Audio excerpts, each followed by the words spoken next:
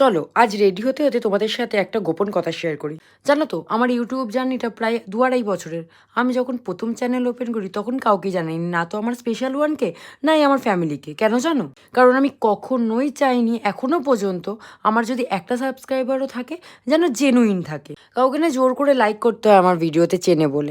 তবে হ্যাঁ, 2.5 বছরের জার্নিতে কখনো আমার ভিডিওসের রিচ অনেক আপ হয়েছে, আবার কখনো অনেক ডাউন হয়েছে। তবে কখনো আপের জন্য অনেক বেশি এক্সাইটেড হয়নি, তেমন ডাউনের জন্য কখনো বেশি আপসেটও হয়নি, কারণ আমি জানি জীবনে আপস অ্যান্ড ডাউন আছে।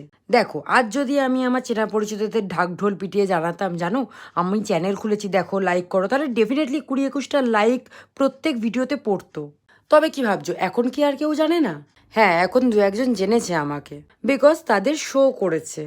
তখন তারা এসে আমাকে বলেওছে, ইভেন অ্যাপ্রিসিয়েটও করেছে, বলেছে অনেক এগিয়ে যা।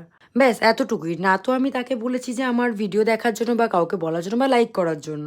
এবার তোমরা ভাববে যে আমি এতগুলো কথা তোমাদেরকে কেন বললাম। হ্যাঁ, অবশ্যই কিছু ফিল করেছি, তাই তোমাদের সাথে শেয়ার করলাম।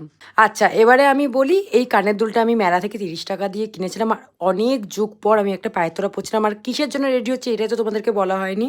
এখন চৈত্র মাস, পাড়ায় পাড়ায় শীতলা পুজো হচ্ছে। শীতলা পুজোর জন্য আমি রেডি হয়ে গেছিলাম। আমাকে আর আমার গোপু সোনাদেরকে কেমন লাগছে অবশ্যই তোমরা জানিও। ততক্ষণ ভালো থেকো, সুস্থ থেকো। চলো টাটা, বাই।